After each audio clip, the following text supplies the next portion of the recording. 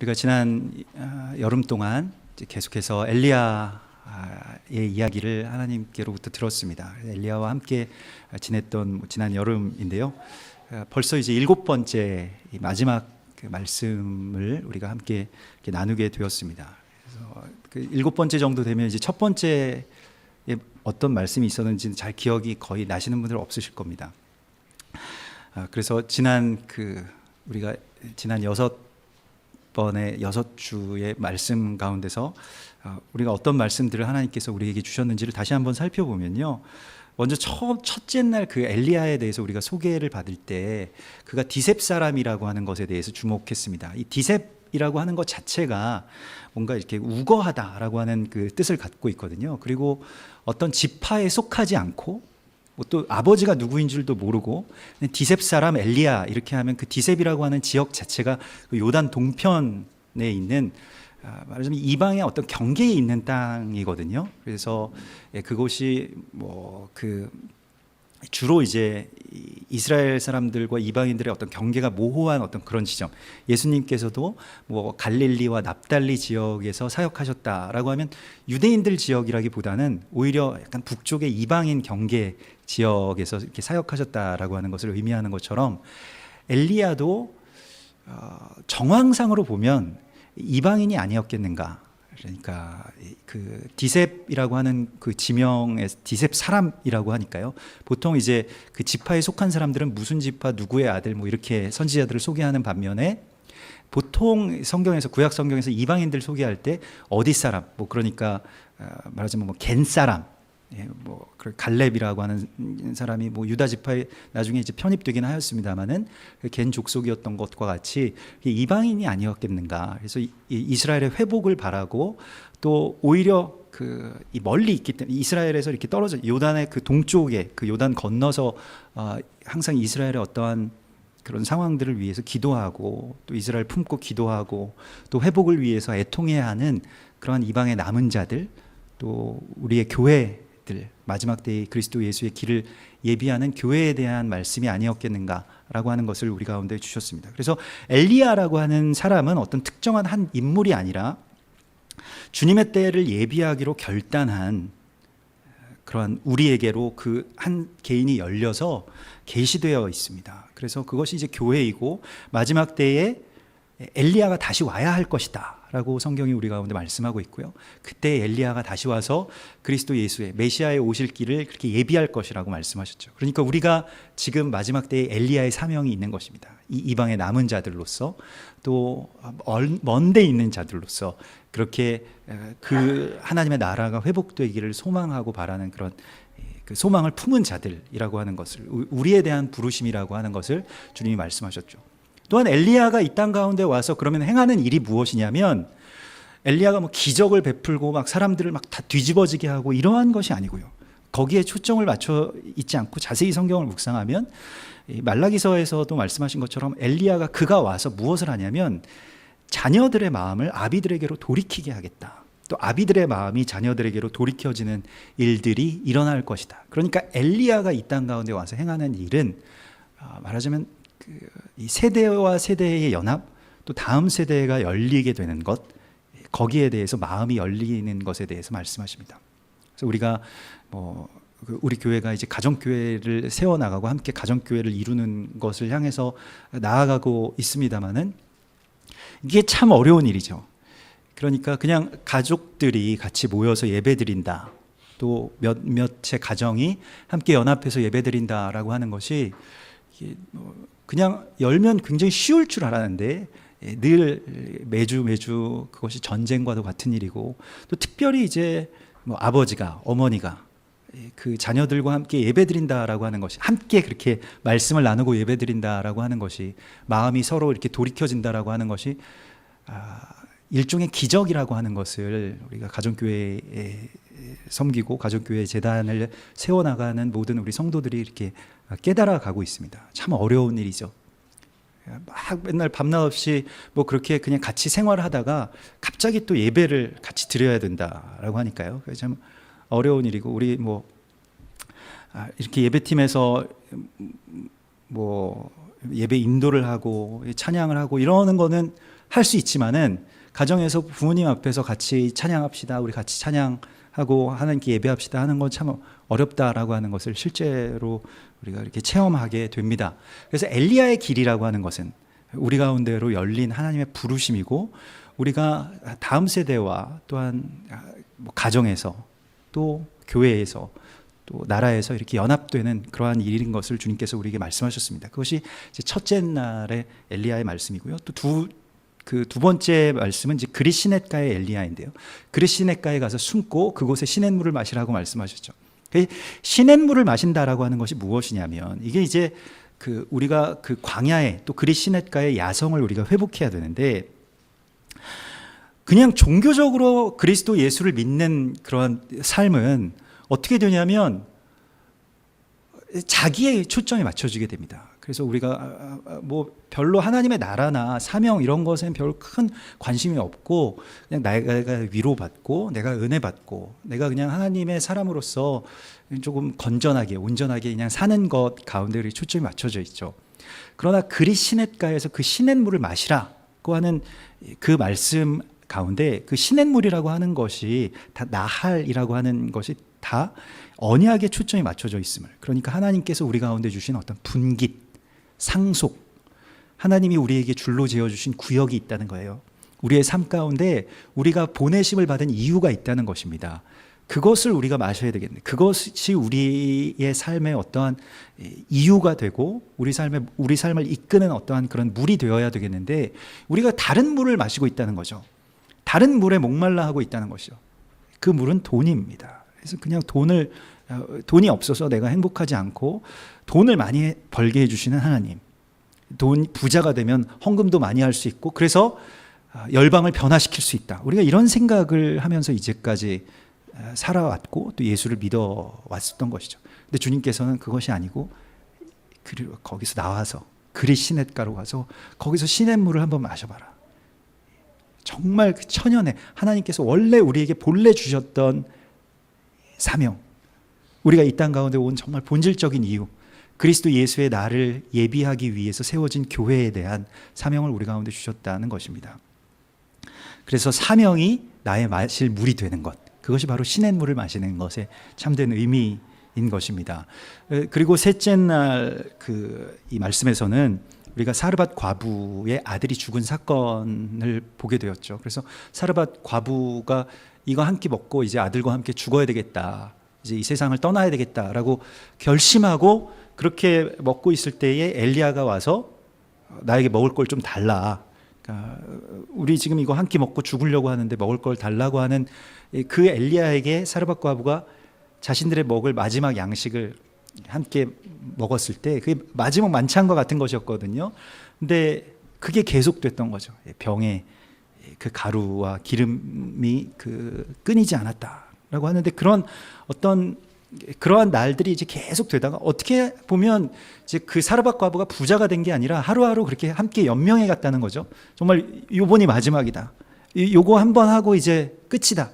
요렇게 식사 한번 하고 이제 우리 마지막이다 하는 게 계속 되었다는 것인데, 결과적으로는 사르밧 과부의 아들이 죽습니다. 그래서 사르밧 과부가 이게 통곡을 하고 원망을 하고, 왜 나의 아들이 죽었느냐, 왜 여기까지 찾아와서 이렇게 당신을 만나게 돼서 우리가 전에 그냥 우리가 죽으려고 했는데 이렇게 더 큰 슬픔을 우리가 겪게 되었는가라고 하는 것에 대한 질문을 이제 하게 되죠.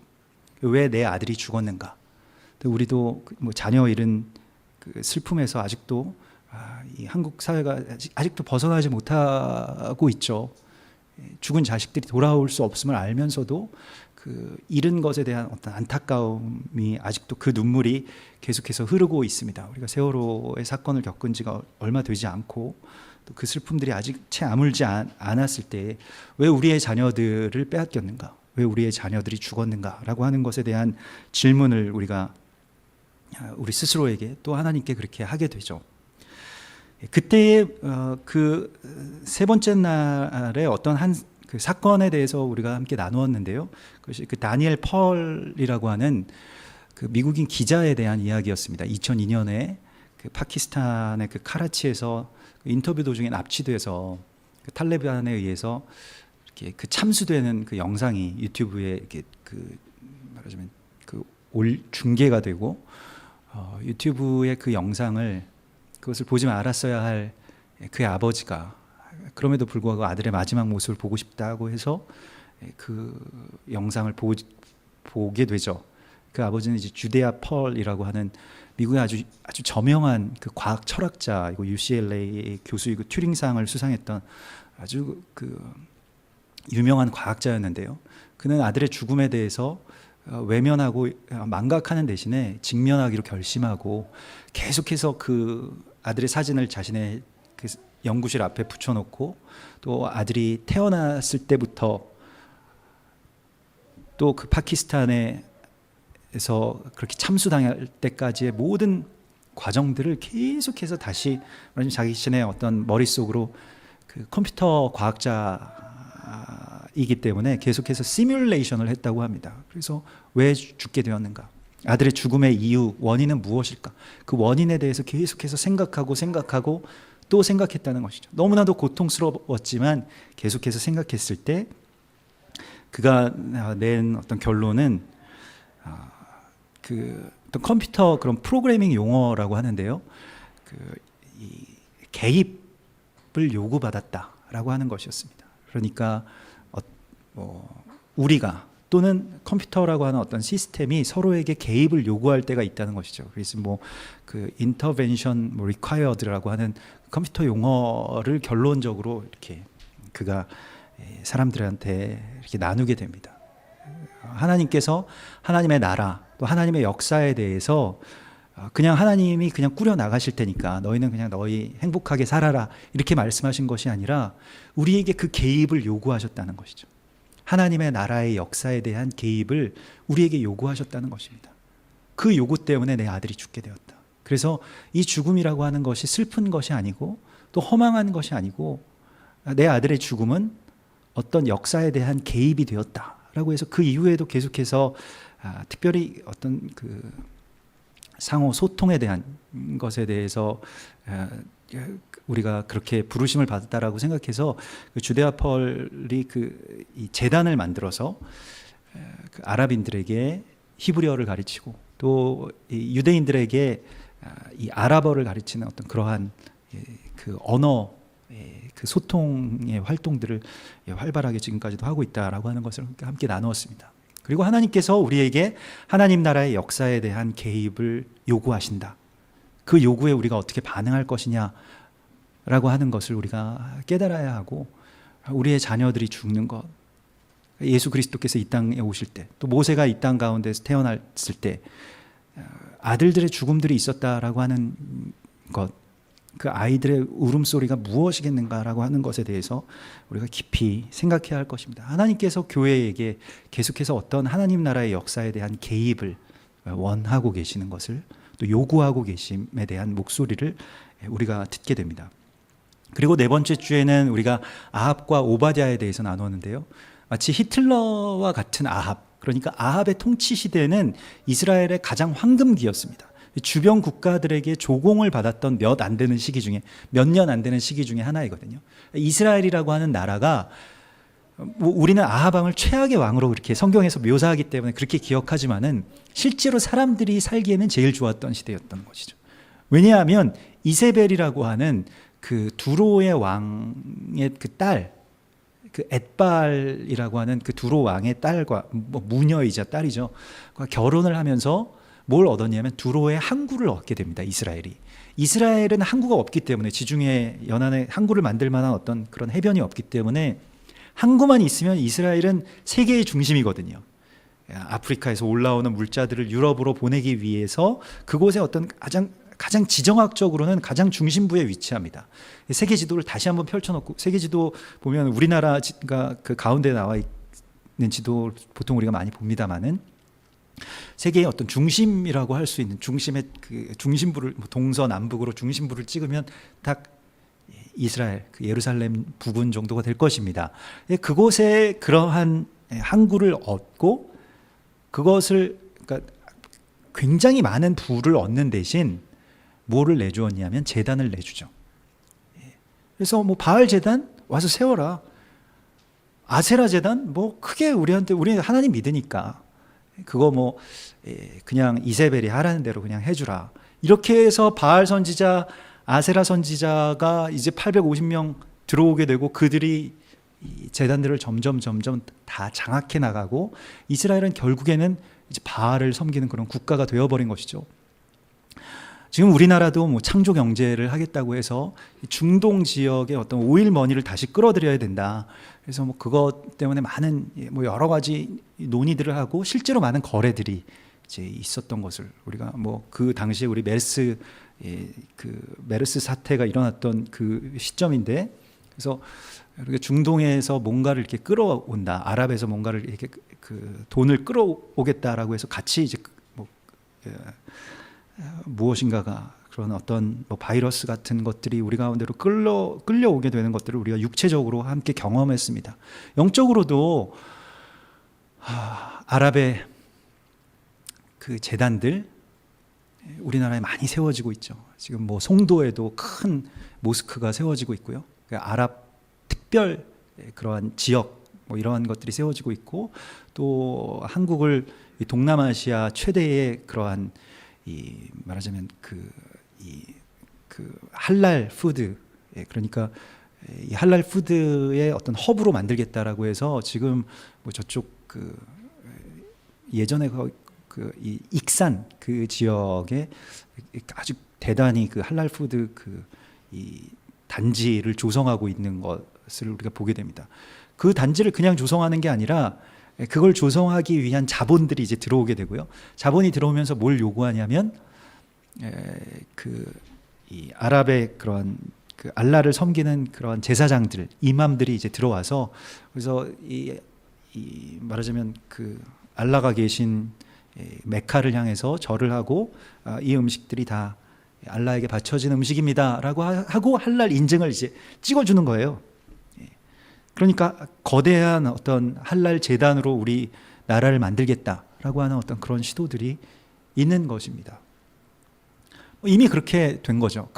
그러면서 우리의 지역 경제가 활성화되고 우리의 소득이 이제 경제가 이제 부흥한다라고 하는 그러한 취지로 그런 문을 우리가 이미 연 것입니다. 이미 이 시대가 그렇게 된 것이고요. 우리가 그런 엘리야의 시대와 똑같은 일들이 우리나라에 벌어지고 있는 것이죠. 그 앞에 우리가 서 있고요.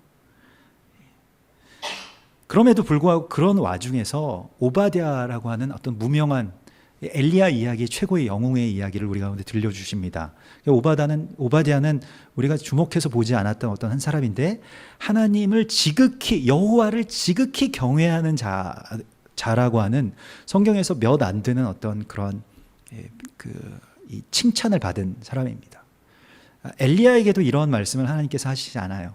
성경이 그렇게 말하지 않습니다. 그런데 오바댜는 여호와를 지극히 경외하는 자이고 두려워서 떠는 자 같이 보이고, 또 아합의 어떤 개처럼 그렇게 사는 자처럼 보이지만, 그러나 그가 무명한 자 같지만 유명하고 정말로 죽은 자 같지만 살아있다라고 하는 이 고린도후서 6장의 말씀과 같이 아합의 그 신하로서, 그 몸종으로서 이렇게 사는 것과 같고 아합의 대신으로 사는 것처럼 보이지만, 그러나 바알에게 무릎 꿇지 않은, 그래서 이세벨의 그런 칼끝을 피해서 숨어 들어가야만 했던 하나님의 선지자들을 그렇게 모아서 500명씩 모아서 굴 속에서 그렇게 숨겨주고 있었던 사람이었죠.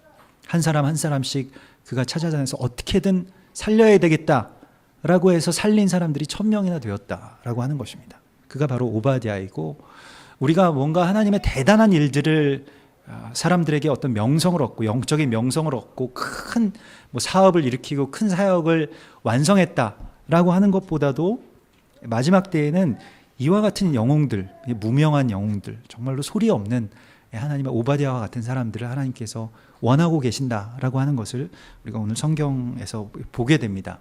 정말로 우리도 오바댜와 같은 교회가 되기를 우리가 구해야 할 것입니다. 또한 5번째는 이제 갈멜산의 이야기였습니다. 갈멜산으로 와라. 그 갈멜산은 이제 이스라엘, 뭐 헬라어로는 아마겟돈이라고 하는 그 큰 평원을 내려다볼 수 있는 그러한 산이고요. 마지막 때의 어떤 전쟁에 대해서 말씀하시는데 이 카르멜이라고 하는 히브리어 자체가 그 씨를 맺을 수 있는 땅이라고 하는 뜻이죠. 비옥한 땅. 사실은 이 마지막 때에 타작이 벌어지고 추수와 타작 마당, 전 세계의 타작 마당이 어디냐면 이제 아마겟돈이 될 것이다, 이렇게 말씀하셨습니다. 그래서 열매 맺는 땅이 되기 위해서 우리가 이렇게 땅이 기경되고 뒤집어져야 된다. 곡괭이가 우리 삶 가운데 들어와서 속에 있었던 그 부드러운 흙이 드러나기 위해서는 우리가 지금 아주 단단해져 있거든요. 우리 마음이 완악해서 누구의 말도 들으려고 하지 않고, 말씀이 우리 가운데 임해도 말씀이 우리 속에서 이렇게 자라가지 못하고, 그냥 어느새 우리의 마음이 이렇게 메말랐다는 것이죠. 그래서 거기에 곡괭이가 그렇게 들어오게 되고 땅이 뒤집어지게 되는 그런 역사들이 일어나는 것이 이제 갈멜산의 이야기입니다. 또 갈멜산에서의 사건이고요. 근데 그 사건에서 우리가 초점을 맞춰야 되는 것은 기적이 아니죠. 갈멜산에서의 기적에 취하게 되면 넘어지게 됩니다. 우리가 뭐 한국 교회도 또 뭐 선교지에서도 계속해서 생각하게 되는 것이 뭐 좀 기적이 일어났으면 좋겠다. 병든 자들이 막 일어나고 정말 사람들이 막 불받고 뭐 그렇게 돼서 확 획가닥 변화되는, 사람들 다 쓰러지고 이런 것들이 있지 않습니까? 뭔가 어떤 영적인 현상들에 우리가 주목하게 되는데 엘리야는 계속해서 거기에 물을 부으라고 이야기하죠. 물을 붓고, 그러한 일들에 대해서는 하나님이 어떤 때에 하나님이 일으키시는 일에 대해서 우리가 뭐 거부하거나 부정할 것은 아니겠습니다만은 거기에 초점이 맞춰져 있는 것이 아니에요. 갈멜산의 사건은 엘리야가 사람들과 함께 이스라엘의 12 아들들의 이름을 따라서 돌 하나씩을 취해서 다시 제단을 세워나가는 이야기에 초점이 있는 것입니다. 기적이 아니고요. 기적이라고 하는 것은 하나님이 일으키시면 그냥 일으키시는 것이고요. 그러나 하나님의 어떤 법대로 다스리시는 이 땅이 충분히 어떤 기적이 충분한 것이죠. 그렇기 때문에 우리는 무너진 제단을 수축하는 데에 초점을 맞추는 것이 엘리야의 이야기의 초점입니다. 갈멜산 승리의 초점이고요. 그래서 어떤 초자연적인 사건을 우리가 구하고 바라기보다는 돌 하나하나를 취해서 소박하지만 그 제단을 쌓아 올리고, 또한 그곳에서 계속해서 하나님의 때를 기다리는 하나님의 사람이 되어야 할 것을 주님이 말씀하셨습니다. 또한 그 제단 가운데 이제 여섯째 날에 우리가 함께 지난주에 나눴던 것과 같이 그 제단에 물을 부으라고 했을 때, 아니 먹을 물도 없는 그러한 당시에 3년 동안 가뭄이 들어서 먹을 물도 없는 당시의 상황 가운데서 네 통에다가 물을 가득 채워다가 물을 부었던 어떤 무명한 순종이 있었다는 것이죠. 엘리야가 부은 게 아닙니다. 물을 부어라 했을 때 물을 부었던 사람들이 있었다는 것입니다.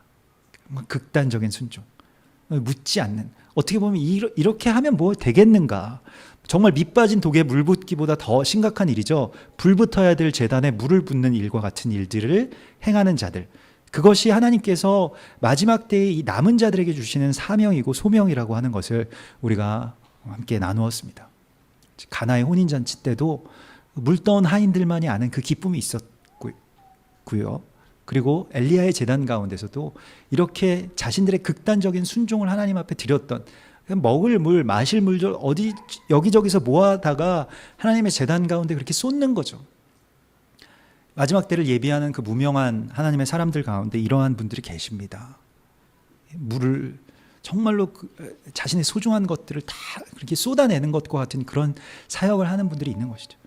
예수님의 발에 그 향유 옥합을 깨뜨렸던 그 여인처럼 나의 장사를 네가 준비하는 것이다. 그 언약의 그 관계를 알고 정말로 아까울 것이 없이 다 부어드리는, 한 방울 마지막 물까지 다 부어드리는 그 관제의 제물이 되는 것, 그것이 우리의 사명일 것입니다. 그것을 하나님께서 그것으로 우리를 부르시죠. 그리고 오늘 이 7번째의 날에 하나님께서 우리에게 주시는 말씀은 이 큰 낙심에 빠지게 된 엘리야를 만나게 하십니다. 항상 당혹스러운 말씀인데요. 이렇게 담대했던 엘리야가, 이렇게 큰 승리를 그렇게 성취했던 엘리야가 어떻게 이렇게 하루아침에 이렇게 낮아빠지게 됐을까? 그 큰 낙심에 빠진 엘리야를 보면서 어떻게 보면 좀 당황스럽기도 하고, 또 어떨 때에는 많은 동질감을 느끼게 되는 것이 바로 19장의 엘리야입니다. 호렙산에 들어가기 전에 그 엘리야입니다. 그만 살고 싶다. 그냥 그만하고 싶다. 여기서 할 만큼 했고 그냥 이 상태에서 딱 그냥 부르심을 받았으면 좋겠다라고 하는 생각 가운데 있는 것이죠. 얼마 전에 그 우연치 않게 이제 목욕탕에 갔다가 어떤 그 예전에 사역을 같이 했던 목사님만 뵙게 됐습니다. 그분은 항상 아주 큰 교회에 이렇게 행정 목사님만 하신 분이었어요. 정말 제가 봐도 교회 행정에 있어서는 정말 아주 뛰어난 분이다. 뭐 명문대를 졸업하고 또 대기업에서 이렇게 근무하시던 분이었기 때문에 뭐 서류를 만드는 거나 일을 기획하는 거나 뭐 처리하는 거나 참 뭐 제가 뭐 저 같은 이렇게 저 같은 사람이 볼 때는 와 대단하시다 이런 생각을 많이 하게 되는 그런 분이었습니다. 그리고 가는 교회마다 다 부흥됐다는 거예요. 아주 큰 교회들, 유명한 교회들에서 사역하시고 항상 이제 행정수석 목사였다라고 하는 타이틀을 갖고 계신 분이었는데 만나 뵙게 되는데 머리가 정말 새하얗게 새셨어요. 그래서 몇 년 전에 이제 개척을 하셨는데 개척하실 때도 뭐 엄청난 자신감이 있으셨습니다. 그래서 우리나라에서 내가 제일 잘할 수 있을 것 같다. 금방 부흥될 것 같다. 그래서 그 근거가 뭔지 저는 그래도 물론 능력이 굉장히 뛰어나신 분이지만 그 근거가 뭘까? 그래서 제가 그 외람되지만 질문을 했었거든요. 어떻게 그 부흥될 걸 자신하시냐고. 근데 뭐 물론 그 믿음의 고백이기도 하셨지만은 그 매뉴얼을 다 알고 있다는 거예요. 부흥의 매뉴얼을. 그래서 어떤 시점이 되면 뭘 해줘야 되고 그러니까 정말로 굉장히 상세하게 그 목회 계획들을 가지고 계신 것을 보게 됐습니다. 그래서 매월 달에는 무슨 집회를 해야 되고 매월 달에는 뭘 해야 되고 이쯤 되면 뭐 성도가 몇 명이 되면 뭘 해야 되고 몇 명이 되면 땅을 사야 되고 뭐 이런 것들이 쭉 가지고 계셨습니다. 그래서 결국에는 이렇게 부흥하게 된다라고 하는 것을 경험을 통해서 또 자신이 본인이 계속해서 연구하셔가지고 알고 있었어요. 그래서 잘 보여주시진 않지만은 그 부흥의 매뉴얼을 남들한테 잘 공개하시진 않았지만은 어쨌든 그걸 물어보니까 좀 말씀해 주시더라고요. 그래서 그런 말씀대로 잘 되셨으면 좋겠습니다. 이렇게 하고 뭐 이렇게 교회에 세워질 때도 가서 같이 축복하고 그랬는데 이제 뭐 교회 세워진 지 뭐 한 거의 뭐 5, 6년 지나서 거의 7년째 뭐 그렇게 접어드시는 것 같은데 근데 머리는 새하얗게 새셨는데 너무 사람이 좋아 보이시는 거예요. 옛날에 막 그 일에 찌든 그런 부목사의 모습이 아니라 그래서 어떠시냐고 그랬더니 너무 좋다는 거예요. 너무 좋은데 처음에 교회가 뭐 그 매뉴얼대로 했더니 정말 부흥했더라는 겁니다. 그래서 뭐 50명, 60명 금방 그렇게 되고 뭐 70명 거의 이제 100명을 앞두고 있는 그 시점에 이제 매뉴얼대로 이게 진행되는구나 할 때에 뭐 별거 아닌 것 같은 일들로 교회 분쟁이 생기고 갑자기 뭐 몇 개 가정이 뭐 또 이사를 가고 그러면서 뭐 이렇게 저렇게 가다 보니까 교회가 반토막 났다는 거예요. 사람들이 이렇게 떠나가게 되고 또 그러면서 자기가 많이 실망하게 되고 그 가운데서 목회를 접어야 되겠다. 그래서 아무것도 하기 싫고 누구도 만나고 싶지 않고 그래서 이렇게 어떻게 실패할 수 있느냐라고 하는 그 절망감 속에서 이렇게 그렇게 놓여져 있을 때 정말 그 아무도 없는 성전에서 기도하고 있을 때 정말 성령을 만났다고 성령이 나에게 정말 임하셔서 뭐 그런 거 다 필요 없고 그냥 계속 성령님과 같이 교제하고 기도하고 또 말씀만 보기 시작했다는 거예요. 그렇게 해서 많은 것들을 다 계속 말씀만 보고 계속 기도만 하니까 뭐 교회가 뭐 부흥하고 뭐 이런 것과 전혀 상관없이 마음이 너무 기쁨과 평안이 찾아오더라는 겁니다. 그래서 그렇게 하나님의 말씀을 하나님께서 주신 마음들을 성도들과 함께 뭐 남은 그 성도들과 함께 나누시게 되고 그래서 지금 뭐 성도의 숫자가 뭐 얼마가 되고 이런 것에는 전혀 이제 관심이 없고 그냥 우리가 끝까지 살아남는 게 부흥입니다라고 그렇게 말씀하시면서 정말 그런 말씀을 하시는데 너무 이렇게 기뻐 보이는 거예요. 그래서 정말 그 만나 뵙게 돼서 너무 감사하고 은혜가 참 충만했습니다. 그래서 뭐 목사님네는 어떠시냐 이렇게 물어보세요. 그래서 뭐 그냥 비슷합니다 이렇게 말씀을 드리고 말았습니다만은 영적으로 큰 낙심 가운데 빠졌던 이 엘리야는 실은 자기 그림을 그렸던 거죠.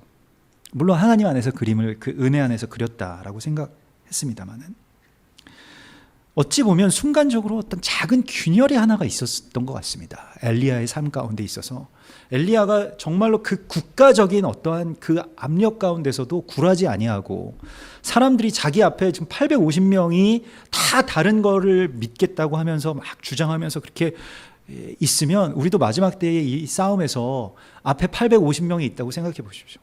뭐 직장에서든 학교에서든 그런 상황 가운데 우리가 다 있을 것입니다. 엘리야와 같이, 갈멜산의 엘리야와 같이 외로울 거예요.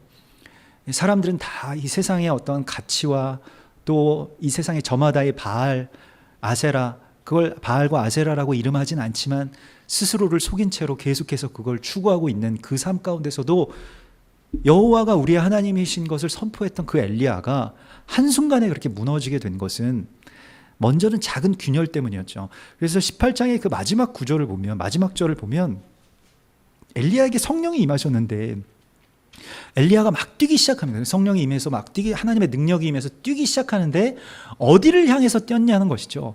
그것은 아합의 왕궁이 있었던 이스라엘을 향해서 막 앞서서 뛰기 시작합니다. 그게 엘리야의 균열이었어요. 엘리야가 왕궁으로 들어가는 순간 끝나는 겁니다. 엘리야라고 하는 인물은 엘리야의 사명이 있는 거예요. 물론 왕궁에는 왕궁의 사명이 있는 자들이 있겠습니다만은 엘리야가 그린 그림은 이것이었습니다. 갈멜산에서 이렇게 승리를 했어요. 갈멜산에서 엄청난 승리를 하고 정말로 이제 바알 선지자, 아세라 선지자 다 죽지 않았습니까? 그러면 이스라엘의 모든 백성들이 다 하나같이 다 들고 일어나서 변화될 줄 알았어요. 이렇게 은혜를 받았으니까 이걸 진짜 눈으로 목격했으니까 변화가 돼야 되잖아요. 그래서 변화되고 이세벨, 이 일들의 원흉인 이세벨, 아합 왕을 꾀어서 이러한 일들을 한 이세벨이 폐위되고 다시 자기네 나라로 쫓겨나고 바알과 아세라 제단들이 다 허물어지고 이제는 여호와의 제단으로 우리가 함께 나아가겠다라고 하는 그러한 선포가 있을 줄 알았는데 그렇지가 않았다는 것입니다. 오히려 백성들의 분위기, 하나님 살아계시구나. 하나님이 정말로 살아서 저기 불이 임하고 바알과 아세라 제사장들이 죽었대 라고 하는 것이 분위기였지만은 놀람은 있었지만 그러나 그곳에서 변화는 없었다는 것입니다. 왜 백성들은 변하지 않았을까요? 이것은 사실은 정치적으로 이 엘리야와 이세벨이라고 하는 뭐 정당이 있다고 합시다. 그러면 이세벨 정당이 이긴 거예요. 이세벨을 지지하는 사람이 훨씬 더 많은 겁니다. 지금 엘리야가 호렙산에서 하나님께 호소하는 것이 무엇이냐면 이세벨이 뭐 나쁩니다. 이세벨 좀 혼내주세요. 이것이 아닙니다. 큰 낙심의 이유는 무엇이냐면 모든 이스라엘 백성들이 나를 죽이려고 하고 있습니다. 아니 승리한 거는 난데 하나님께 헌신하고 하나님의 말씀대로 행한 건 난데 이세벨을 죽이려고 하지 않고 나를 죽이려고 한다는 거예요. 이스라엘 백성들이 정말로 원했던 것이 무엇일까요? 여호와가 이기는 것이었을까요? 그렇지 않습니다.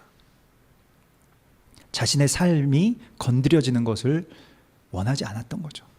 이스라엘 전체 백성들의 분위기가 오히려 싸했던 거예요.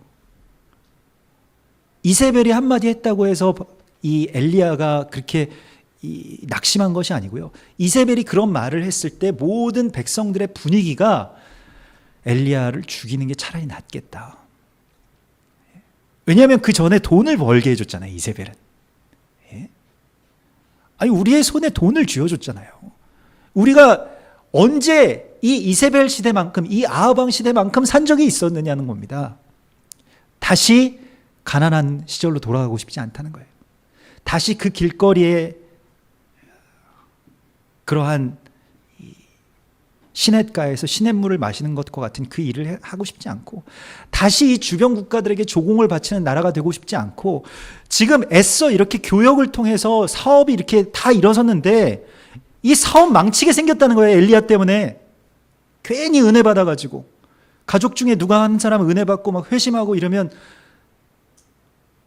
피해가 막심하다는 겁니다. 우리가 오히려 그렇게 해서 은혜를 받고 당신은 정말 엘리야와 같은 사람이 정말 당신 때문에 우리가 참 복을 받고 당신이 참 잘 되기를 우리가 구하면서 우리가 함께 나아가겠습니다. 이렇게 되는 게 아니라 좀 그렇게 좀 살지 마라.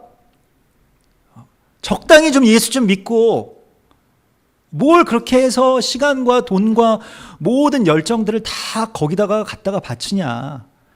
하나님의 일을 뭘 그렇게까지 열심히 하냐. 그거 그냥 교회에다 맡기고 그거 그냥 목사들이나 하라고 하고 당신은 좀 가만히 있어라. 이것이 이세벨과 그 백성들의 반응이라는 것입니다. 결국 대적이 이긴 것이죠. 엘리야가 졌어요. 엘리야가 큰 실망에 빠진 것은 이 이유 때문입니다. 아무도 지지해 주지 않았습니다. 우리는 엘리야를 따르겠습니다. 이때를 우리가 기다렸습니다 하고 숨어있던 사람들이 나왔을까요? 나오지도 않았어요. 아직 그런 분위기가 아니었기 때문이죠. 아무도 주변에 보이지 않았습니다. 엘리야가 그렇게 호소하죠. 오직 나만 남았습니다. 돌아보니 아무도 없었던 거예요. 한참 이 바알 선지자와 아세라 선지자 죽일 때는 좋았는데 돌아보니 혼자였다는 겁니다. 자기들 죽을까 봐 다 도망갔다는 거예요. 마치 십자가 앞으로 어떤 제자도 따라가지 못했던 것처럼 엘리야도 자신의 동역자들, 함께 제단을 세웠던 자들, 심지어는 물동이에 물을 채워서 가득 붓던 자들도 없어지고 말았습니다. 혼자 남은 거죠. 그게 엘리야의 실망이었습니다. 그리고 이제 그 엘리야와 같은 교회, 또 엘리야와 같은 공동체, 엘리야와 같은 사역자들이 회복되는 지점을 하나님께서 우리에게 말씀하십니다. 먼저는 엘리야가 그래도 어떻게 해서든지 살 길을 찾아요. 보면은 누워야 될 자리를 보고 눕는다는 게 있잖아요. 엘리야가 누웠던 곳이 광야입니다. 이게 부엘세바 근처의 광야. 부엘세바는 그 7개의 우물이 있었던 곳입니다. 이삭의 우물이 있었던 곳이고요. 이삭이 우물을 한참 파놨는데 블레셋 사람들이 와서 자기 우물이라고 하고 서로 막 싸우고 이래서 계속 우물에다가 뭐 흙 갖다 붓고 막 우물 내 거라고 하고 싸움이 이렇게 번졌을 때 계속해서 우물을 실망하지 않고 계속 잠잠하게 우물을 파내려갔던 그 이삭의 우물이 있었던 곳, 7개의 우물을 발견한 바로 그곳이죠. 그곳에 이제 자신의 사환 있게 하고 나아가서 광야로 들어갑니다. 일단은 하나님의 사람들이 회복될 지점은요, 새 힘을 얻을 수 있는 곳은 다시 이제 광야로 나가는 것이죠. 다시 광야로 엘리야가 나아가게 됩니다. 그리고 뭐니 해도 일단은 먼저 먹어야 됩니다. 그래서 숯불에 구운 떡과 물을 먹으라 하나님께서 말씀하시죠. 하나님의 사자가 그를 어루만지시며 그래서 정말로 터치가 있고요. 그리고 이 음식들을 먹여주십니다. 이것을 굉장히 우리가 영적으로 해석하기보다는 이 자체가 사실은 어찌 보면 굉장히 육적인 일이죠. 먹는다는 것. 그리고 손으로 뭔가 사람을 이렇게 만져준다라고 하는 것 말입니다.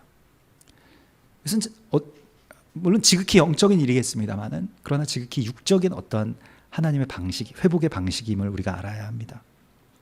성경은 우리에게 먹으라고 하시죠. 예수님도 그 십자가까지 쫓아가지 못하고 예수님의 죽음 앞에서 당황해서 다 낙향한 이 제자들 찾아오셔서 하셨던 것이 이게 숯불을 펴시고 이 고기를 굽고 이 조반을 준비해 주셨던 것 아닙니까? 그거 같이 먹으신 것이죠. 그래서 예전에 오래전에 제이슨 소벨이라고 하는 그 미국의 어떤 그 랍비가 있는데 이렇게 좀 젊은 랍비입니다. 그래서 그런 젊은 랍비여서 이렇게 여러 가지 이야기를 하다가 유대인으로서 제가 처음 만난 유대인이기도 하고요. 그래서 유대인으로서 이 교회가 유대인들에게 배워야 될 것이 있다면 뭐를 배워야 되냐? 랍비로서 한마디만 한 가지만을 꼽는다면 뭐가 있겠느냐? 성경에서 이렇게 특별히 유대인들이 이렇게 믿는 이 토라에서 뭐가 있겠느냐라고 했을 때 그가 바로 이 열왕기상 19장 말씀을 이렇게 들려주면서 안식일이라고, 그래서 안식일에 대해서 교회가 좀 배웠으면 좋겠다.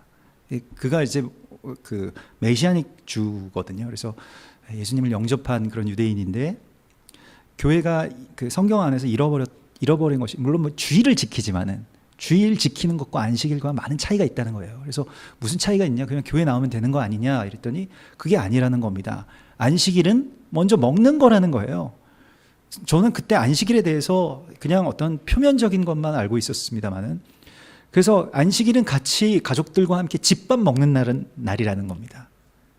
정말 따뜻한 밥 한 그릇, 가족들과 함께 식사하는 것, 우리는 먼저 먹어야 됩니다. 이렇게 말하더라고요. 같이 먹는 것을 통해서 얼마나 많은 회복이 일어나는 줄 모릅니다. 그래서 모든 일을 다 멈추고 같이 뭐 먹자. 소박하지만 따뜻한 그 밥상에 식구들이 같이 둘러앉는 것, 이것이 회복의 첫째이고요. 그리고 두 번째로는 오늘 엘리야가 그렇게 했던 것처럼 그 떡과 한 병 물을 먹고 마시고 다시 누웠더라. 그리고 쉬어야 됩니다. 먹고 자라는 거예요. 먹고 쉬라는 겁니다. 그래야만 하나님의 세미한 음성을 들을 수가 있다는 거예요. 우리는 너무 바쁘고 또 일하기 위해서 쉴 뿐이지 이 쉼을 위해서, 이 정말 진정한 안식, 이 충만한 안식을 위해서 일한다라고 하는 생각을 갖고 있지 못한다는 것입니다. 교회가 주일을 지키고 주일날 다 와서 뭐 예배드리지만은 이게 안식일이 아니라는 거예요. 저는 그때 처음 그 얘기를 듣고 적잖은 충격을 받았습니다. 안식이라고 하는 것은 먹는 것에 있다. 그리고 쉬는 것에 있다. 근데 우리 주일날만 되면 제일 힘들고, 뭐 저는 이제 그 어릴 때부터 주일날 제일 많은 일들을 하고 또 뭐 사역자들 뭐 주일날 제일 많은 사역들을 하고, 그래서 가족들 만나기 제일 어려운 날 주일이고, 저녁 때 한번 가끔 만나가지고 교회 갔다가 오신 부모님 저녁 예배까지 다 끝나고 오면 이제 그냥 피곤해서 다 자잖아요. 그건 주일인데 안식일을 좀 그 교회가 좀 배웠으면 좋겠다. 그래서 엘리야처럼 하나님의 세미한 음성을 우리가 놓친 게 없는지, 그건 엄청난 집회와 막 폭포수처럼 쏟아지는 그 은혜의 물줄기 속에서 들리지 않는 음성이 있다는 거예요. 그냥 가만히 그냥 식구들끼리 밥 먹고 누웠을 때 들리는 그 음성에 우리가 귀를 기울이지 못해 왔음에 대해서 우리가 하나님께서 오늘 우리에게 말씀하십니다. 그래서 정말로 주님의 개인적인 음성을 들을 수 있는 자리로 우리가 나가야 되고요. 사역이든 뭐 다른 어떤 일이든 거기에 너무 우리가 매여서, 그리고 뭔가 어떤 큰 뭐 국가적인 어떤 일 뭐 그런 것 말고 하나님의 이 세미한 음성을 들을 수 있는 자리로 우리에게 나오라고 주님이 말씀하시죠. 그리고 마지막 결론적으로 하나님께서 엘리야를 회복시키고 엘리야의 혁명을, 그래서 엘리야의 이 일들이 정말로 승리의 열매를 맺을 수 있는 일에 대해서 우리에게 말씀하시는데, 그것이 무엇이었을까요? 엘리야 혁명이라고 하는 것은 갈멜산에서 일어나는 것이 아니고, 엘리야 혁명이라고 하는 것은 엘리야를 통해서 하나님께서 말씀하신 것이 있습니다. 이제는 어떤 한 사람의 이름을 하나님께서 알려주시면서 그 사람을 찾아가라, 이렇게 말씀하십니다. 찾아가서 그에게 기름 부으라는 거예요. 이것이 엘리야의 승리라고 말씀하고 있습니다. 엘리야가 국가적으로 나라를 전체를 다 뒤집어 엎고 막 바알의 제단들이 쓸어 엎어지고 이세벨이 막 폐위되고 이런 어떤 정치적인 승리를 엘리야가 원했는데 그런 거 하나도 얻지 못했어요. 그리고 어떤 사람들, 무명한, 그리고 아직 역사의 전면에 나오지 못한 어떤 사람들을 하나님께서 알려주시면서 그 사람을 찾아가라 라고 말씀하십니다. 정말로 이것이 마지막 때에 대적의 왕국을 무너뜨릴 히든 카드와 같은 것입니다. 정말 큰 비밀이 이 안에 있어요. 그러니까 지난주에 토라 포션의 말씀이 이 키테제라고 하는 말씀입니다. 내가 나아가서 전쟁터로 나아가서 뭘 하느냐. 전쟁터로 나아가면 막 큰 어떤 승리가 있고 나라를 되찾아오고 막 전리품들을 가져오고 이런 것이 아니라 전쟁터로 나아가서 어떤 한 사람을 보고 사랑에 빠지게 되거든이라고 하는, 어떻게 보면 조금 이상하리만큼 개인적인 이야기를 주십니다. 그래서 전쟁터의 포로 중에 한 사람의 아름다움을 발견하게 되고 그를 아내로 맞이하려면 어떻게 해야 되는가라고 라고 하는 말씀을 한 주 동안에 우리가 함께 나누었습니다. 거기에서 그래서 전쟁터에서 뭐 그런 어떤 한 사람을 아내로 맞이하려면 그 아내를 집 가운데로 데리고 가서 그 여자를 가운데로 데려가서 머리를 다 밀게 하고 손톱을 다 깎게 하고 이제 예전의 옷을 버리게 하고 그 부모를 위해서 애곡하게 한 후에 이제 신부로서의 어떤 단장을 마치라고 하는데 남편의 의미 그러니까 그 부부의 의무에 대해서 하나님께서 말씀하신 것이 있습니다.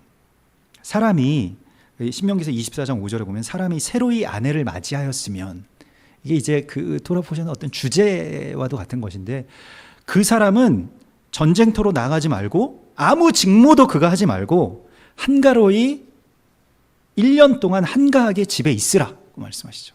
우리로 치면 전쟁은 굉장히 큰 일이고 엄청난 어떤 이 역사적인 사건이 벌어질 때 아니 집에서 한가로이 아내를 맞이해서 1년 동안 집에 한가로이 있으라고 하는 말씀이 무슨 말씀이냐라고 하는 것에 대해서 우리가 좀 하나님께 답을 구하였을 때 하나님께서 말씀하신 것이 이것입니다. 그래서 그의 아내를 즐겁게 하라. 그래서 한가로이 그 집 안에 있는다라고 하는 것이 이게 나키라고 해서 나키 뭐 이렇게 해서 그게 그냥 한가롭게 그냥 아무 일도 안 하고 그냥 한가롭게 있는다라고 하는 것이 아니라 흠없이 아내 앞에서 흠없이 되라라고 하는 말씀이었거든요. 근데 이 말씀이 에베소서 5장의 말씀과 연결됩니다. 그래서 에베소서 5장에 남편들아 아내 사랑하기를 그리스도께서 교회를 사랑하신 것 같이 하라. 그래서 자신을 주신 것 같이 하라. 그런데 여기에 아주 큰 비밀이 있다고 말씀하십니다. 이거 남편과 아내의 그런 관계, 부부윤리에 대해서 말씀하시는 것이 아님을 성경에서 말씀하고 있거든요. 에베소서 5장의 그 끝에 보면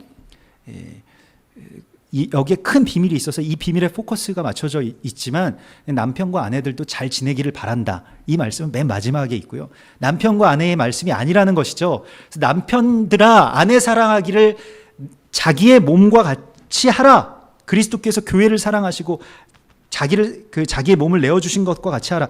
이는 곧 물로 씻어 말씀으로 깨끗하게 하사 거룩하게 하시고 자기 앞에 영광스러운 교회로 세우사 티나 주름 잡힌 것이나 이런 것들이 없이 거룩하고 흠이 없게 하려 하심이라. 영광스러운 교회가 거룩하고 흠이 없게 되는 비밀이 어디에 있냐? 우리는 뭐 죄를 짓지 않으면 된다라는 어떤 그런 생각 가운데 도덕적으로 또 영적으로 조금 어떤 우리의 흠이 없이 하자 이런 것에만 초점을 맞춰져 있었는데 영광스러운 교회가 정말로 교회가 영광을 받고 흠이 없게 되는 것은 무엇이냐면 한 사람을 어떤 한 타인을 자신으로서 인식하게 되는 그 지점으로 나아가라는 것입니다. 이게 뭐 제가 이 말씀드린 단어가 조금 어려울 수는 있어도 타인 뭐 이런 거 나오니까요. 네, 예. 그래서 이 비밀이 크도다. 나는 그리스도와 교회에 대하여 말하노라. 그래서 그러므로 사람이 부모를 떠나 그의 아내와 합하여 둘이 한 육체가 될지니라. 이게 한 세 사람인데요. 그러므로 이 창세기 2장 23절에 이 말씀을 인용한 것인데 이게 어떤 일들이 있었냐면 하나님께서 하와를 창조해 주셨잖아요. 아담을 반쯤 죽여놓고 거기서 갈빗대를 떼서 하와라고 하는 다른 사람을 만드셨잖아요. 그리고 나서 아담에게 얘는 하와야. 하와라고 해. 너랑 얘랑 잘 지내서 부부가 됐으면 좋겠다. 얘는 너의 평생의 동역자고 얘와 같이 이렇게 살아라. 이렇게 가르쳐 주시지 않아요. 그냥 창조해 주셔요. 어느 날 아침에 일어나고 봤더니 내 앞에 다른 사람이 있어요. 그런데 그 다른 사람 때문에 나는 막 옆구리가 너무 아파. 뼈가 막 잘려 나간 것 같은 그런 기분이 들어요. 이게 원수일까요? 아니면 사랑해야 될 대상일까요? 그것은 우리가 선택하는 것입니다. 오늘 아침에 일어나고 봤는데 내 아내의 모습이, 내 남편의 모습이 원수처럼 보인다. 사실 그게 당연한 겁니다. 그래서 제가 이 말씀을 보면서 생각난 게 그 동물원에 그 아이들과 같이 갔을 때 동물원에 어떤 그 큰 이 아프리카 독수리 날개 펴면 3m가 되는 정말 멋있어요. 저 멀리서 이렇게 쫙 내려와서 사육사가 주는 먹이를 먹는데 한 마리는 저 위에 그냥 그 철창에 매달려 가지고 이렇게 밑을 이렇게 내려다 보고 있습니다. 그래서 이 먼저 내려온 애가 이제 암컷인데 둘이 이제 합방을 시켜줬는데 여기저기 다른 뭐 아프리카 전역에서 어떻게 해서 이렇게 온 이 독수리들인데 합방을 시켜줬는데 자신의 배우자로 생각하지 않는다는 거예요. 그래서 서열을 정해서 이 서열 넘버 2가 넘버 1이랑 같이 못 먹는다는 거예요. 그래서 와서 먹으면 죽인다는 겁니다. 그리고 철저하게 부부로서 인식하지 않고 자기 경쟁자로서만 인식하기 때문에 얘네들은 이제 새끼 낳긴 글렀습니다. 이렇게 그 사육사가 안타깝게 얘기하더라고요. 타인이 앞에 섰을 때 아담의 반응이 어땠을까요? 이를 남자에게서 취하였으니 너를 여자라고 하리라 이렇게 말합니다. 하와라고 하는 이름은 나중에 에덴 동산에 쫓겨났을 때 붙여진 이름이고요. 여자라고 하리라 이렇게 히브리어를 보면 이쉬에서 왔으니 이샤라고 하리라 이렇게 이야기하거든요. 그게 뭐냐면 다 같은 말이에요. 나에게서 왔으니 나라고 부르리라.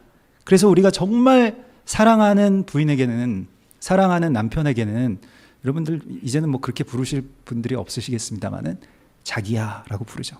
자기야라고 부르시는 분들 있으신가요? 예. 예, 아직 좋으실 때입니다. 아무튼 나라고 부르는 것이죠. 타인이 타인으로 인식되지 않고 이 사람이 다른 사람이 아니야. 이 사람이 아프면 나도 아프고 이 사람이 기쁘면 나도 기쁜 또 그런 상태가 된 것이죠. 이걸 아담이 선포해버린 겁니다. 엄청난 진보가 있었던 거예요. 다음 단계의 문이 열린 겁니다. 이렇게 아담이 선포했을 때 하나님이 이러므로 아담이 이렇게 선포했으니 이건 정말 하늘에서 큰 박수 소리가 들렸을 거예요. 아담이 이 선포를 했다는 거예요. 알려준 것이 아니고요. 아담이 자신의 몸으로 그걸 깨달았다는 겁니다. 하나님의 사랑이 아담 안에 충만하게 있을 때 아담이 느낀 것은 이 사람은 나다. 남편이 아내를 사랑하는 것에만 국한되는 게 아닙니다. 우리의 가까운 이웃, 타자, 그래서 내 이웃 사랑하기를 내 몸과 같이 하라고 하시는 한 말씀에 모든 율법이 다 이루었다는 거예요. 아담이 하와를 이 여자의 이름은 그럼 뭔가요? 라고 하나님께 물은 게 아니라 이 사람은 나입니다 라고 선포하는 순간 하나님의 나라의 문이 열린 겁니다. 그래서 둘이 그 부모를 떠나서 한 몸, 한 연합체, 한 세 사람을 이룰 것이니라고 말씀하신 거예요. 그게 부부의 관계에만 국한되는 것이 아니고요. 자녀와 아비의 관계, 우리의 어떤 타인과의 모든 관계 안에 이것이 있는 겁니다. 남편이 아내를 사랑하는 것과 같이 내 몸으로서 사랑하라는 거예요. 그러니까 전에는 이 사람이 하는 일들이 못마땅해. 뭐든지 이해가 안 되고 왜 이렇게 할까? 왜 이런 식으로 살까? 왜 이런 식으로 말할까? 라고 하는 것에서 이 사람의 입장에서 생각하게 된다는 겁니다. 이렇게 될 때까지 어떤 이유가 있었을까? 왜 이런 행동이 이 사람에게서 나왔을까? 안타깝고 아프지만은 그러나 그것을 타인으로서 정죄하거나 비난하거나 하지 않습니다. 그냥 나로 인식하게 된다는 것이죠. 이것이 하나님의 나라입니다. 정말 진짜 하나님의 나라의 회복은 이 지점에 있다는 거예요. 교회의 영광, 교회가 흠없이 점없이 그리스도 예수의 신부로서 예비되는 지점, 다른 사람을 이게 타인이라고 아내라고 그렇게 지칭되는 이 아내를 나로 이샤로 인식하게 되는 바로 그 지점이라고 말씀하시는 것입니다. 이것을 엘리야에게 말씀하세요. 엘리야가 지금 이 사명을 받은 겁니다. 가서 기름 부으라고 하는 것은 그냥 가서 기름 휙 붓고 당신에게 하나님이 기름 부으라고 하시던데요. 이것이 아니고요. 가서 그 사람과 연합하는 것입니다. 손을 얻는 것이고요. 내 안에 임하신 성령께서 그 안에 흘러가실 수 있도록 계속해서 찾아가고 곁에 있어주는 것이 기름 부음입니다. 그냥 여기서 손가락 까딱하면 여기서 기름 부음을 받고 이러한 것이 일어나는 게 아니에요. 이제는 한 사람과 한 사람의 어떤 관계 안으로 들어가라고 말씀하십니다. 국가적으로 뭐 하고 이런 거 이제 지난날에 해봤으니까 이제 그쯤 하시고 한 사람을 찾아내서 한 사람에게 성령의 역사하심, 그리스도 예수의 사랑이 들어가게 하라.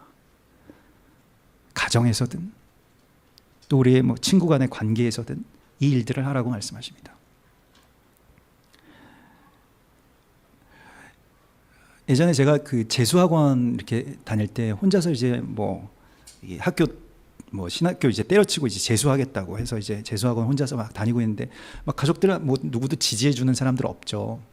그래서 뭐 어쩌려고 그러냐, 뭐 군대 이제 그 영장 나오면 어떻게 하려고 그러냐, 뭐 이런 막 비난만 받고 있을 때 그 첫째 삼촌이 이제 찾아오셨어요, 재수학원에.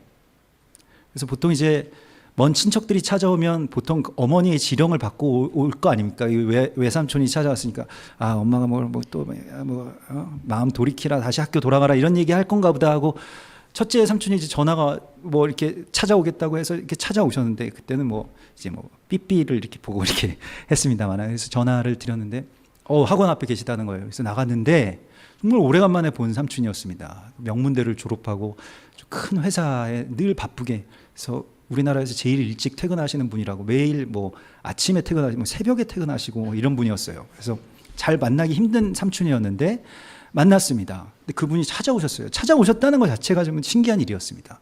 좀처럼 뭐 친척 모임에서도 보기 힘든 삼촌이었으니까요. 그런데 머리가 하나도 없어요. 얼굴은 하얀데 머리가 하나도 없고, 그래서 내가 그 암에 걸려서 이제 말기야 이렇게 말씀하세요. 뇌암 말기였던 거예요. 그런데 얼굴이 참 평안해 보이세요. 그래서 본인이 이제 그 암세포 퍼질까봐 그냥 뭐 채식만 조금씩 하신다고 하시면서 저에게 뭐 이제 고생한다고 고기를 이제 사주십니다. 그래서 정말 암 환자가, 이 고기도 못 드시는 암 환자가 고깃집에 저를 데려가셔서 고기를 사주시면서 뭐 이런저런 말씀들을 해주시는 거예요. 정말 어떻게 보면 돌아가시기 전에 찾아오신 것 같았어요. 그러면서 저에게 뭐 이렇다 저렇다 말씀 안 하시고 이런 말씀을 하십니다. 사람을 대할 때 정성을 다해라. 그냥 딱 그 말씀을 하셨어요. 그래서 친구들 대할 때, 친구들 집에 찾아오거든 뭐 라면 하나를 끓여주더라도 뭐 계란이라도 하나 더 풀어서 끓여주라고. 그래서 제가 기억나는 게 라면에 계란 풀어라, 그런 말씀을 그 정말 도인처럼 이렇게 머리 다 빠지셔가지고 그 말씀을 해주셨어요. 근데 그게 마음에 너무 많이 남았어요. 그리고 나중에 이제 대학 들어간 다음에 뭐 그 무렵에 이제 돌아가셨습니다만은, 돌아가신 이후에도 그 말씀이 너무 기억이 많이 남았어요. 사람에게 있어서는 정성을 쏟아야 되는구나, 친구들에게 있어서도. 그래서 제 성격은 좀 그렇지 않았었습니다. 지금도 그렇습니다만은, 그냥 이렇게 가만히 있고 혼자 있는 걸 좋아합니다만은, 그 대학 시절에, 그 이후에 그 대학 시절, 그 몇 년 안 되는 그 대학 시절에 정말 만나게 된 그런 어떤 친구들, 작은 만남에 많은 정성을 쏟을 수 있었던 것 같습니다. 그래서 찾아가고, 그냥 뭐 수업이 없는 날에는 뭐 친구들 뭐 먹나 이렇게 학생 식당에 한 번씩 다 찾아가 보기도 하고, 또 정말 친구들이 우리 집에 오면 집에 있는 거 없는 거 다 꺼내서 뭐 라면에다 다 넣어주고, 뭐 추석 때 먹으려고 이렇게 뭐 이게 가족들 먹으려고 했던 그 갈비를 라면에다 넣었다가 어머니한테 뭐 크게 혼나기도 하고 그랬습니다. 이 추석 때문에 또 생각이 납니다만은, 추석 선물 세트, 갈비 선물 세트 있잖아요. 아무튼 그래서 그 대위네 집에 가면 맛있는 거 많이 해준다 이런 소리도 듣기도 하고, 그러면서 한 사람 한 사람한테 정성을 기울였더니요, 참 그 이후로 그 몇 년 동안의 생활이지만은 대학 생활이 참 제 기억으로는 윤택해졌던 그런 기억이 있습니다. 찾아가는 거, 그냥 한 사람과 깊은 관계를 맺는 거. 뭐 말기암 환자가 또 좀 이렇게 외롭게 공부하고 있는 이 자기 조카를 이렇게 찾아보는 것과 같은 그런 정성이구나, 사람을 대한다는 게, 살아간다는 게, 그런 것을 느끼게 됐습니다. 여러분, 하나님의 나라의 일들을 한다는 것은요, 물론 대단한 하나님의 사명을 우리에게 맡겨주시는 것이기도 하겠습니다만은, 한 사람의 마음 가운데 그리스도 예수의 마음이 가닿게 하는 것입니다. 그것이 기름 부으심이라고 하나님 말씀하십니다. 성령이 나를 어루만지셨던 것처럼, 나를 먹여주셨던 것처럼, 나를 쉬게 해주셨던 것처럼 어떤 한 사람에게 가서 그 일을 행하면 거기에 하나님 나라의 승리가 있다고 말씀하십니다. 이것이 마지막 때의 히든 카드입니다. 이런 엘리야가 일어나야만 자녀들의 마음이 부모들에게로 돌이켜지게 되고요, 부모들의 마음이 자녀들에게로 돌이켜지게 되는 겁니다. 아, 왜 자녀들은 내 마음을 이해하지 못할까? 왜 아버지는 저렇게 고리타분할까? 아니요, 찾아가세요. 그래서 한 사람 한 사람에게 그저 내 마음 속에 있는 것들 나누고 하나님이 이렇게 나를 사랑하셨음에 대해서 느껴지도록 하는 것, 그것이 바로 엘리야에게 마지막으로 명하신 하나님의 역사이고, 이것이 우리의 사명이고 교회의 소박하지만 위대한 비밀이라고 말씀하십니다. 우리 같이 기도하겠습니다. 우리 이 시간 주님을 바라보시면서 또 이번 한 여름 동안 계속해서 뜨거운 여름, 또 그리시넷가에서 또 그 목마른 광야에서 그렇게 부르짖었던 엘리야와 같이 우리의 목마름에 대해서 말씀하신 우리 주님 바라보시면서 우리 안에 그런 엘리야의 일들이 일어날 수 있게 해달라고, 또 그런 작고 소박하지만 그러나 한 사람을 찾아내고 그에게 정성을 기울이는 그러한 제단, 또 그러한 사역, 또 그러한 기름 부으심의 사명을 우리가 끝까지 감당할 수 있게 해달라고 소망하시면서 주신 말씀 붙들면서 같이 기도하겠습니다. 주여,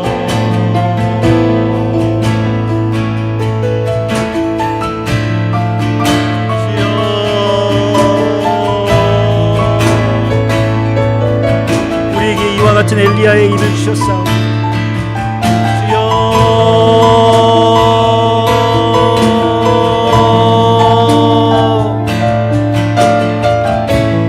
마지막 때에 한 사람을 찾아낼 수 있는 사람 되게 하여 주시옵소서.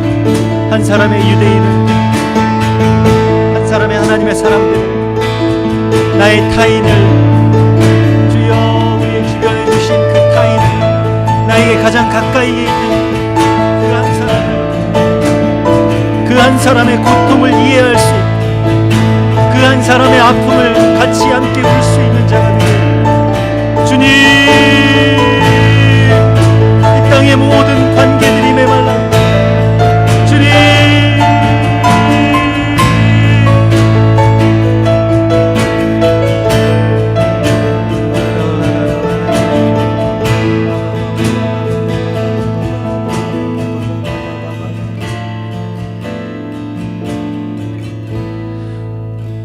주님, 참으로 이 땅의 모든 메마른 관계 안에 주님 참된 생명생수가 되어서 흐르게 하여 주시옵소서. 모든 관계들이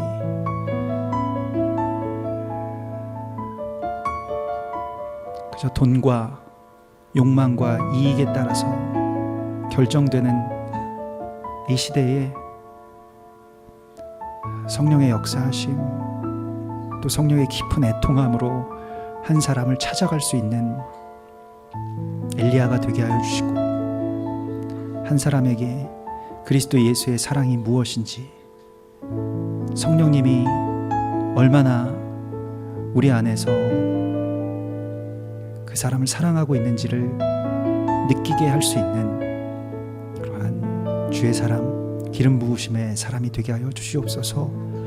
주님, 이 땅 가운데 참으로 엘리야가 먼저 와서 이 길을 예비할 것이라 말씀하셨사오니, 한 사람 한 사람을 찾아가셨던 예수 그리스도처럼 우리도 한 사람을 찾아내는 사람이 되게 하여 주시고, 우리가 크고 기이한 일들에 우리의 마음을 두지 아니하고 작고 소박한 만남과 관계 안에서 하나님의 거룩한 나라가 성취될 수 있도록, 우리의 가정에서든 또 우리의 자녀들과의 관계 안에서든 우리의 모든 생활의 만남 안에서든 그 일들이 이루어질 수 있도록 인도하여 주시옵소서. 엘리야와 같은 승리를 주실 주님을 찬양하오며 거룩하신 예수 그리스도의 이름으로 기도드립니다.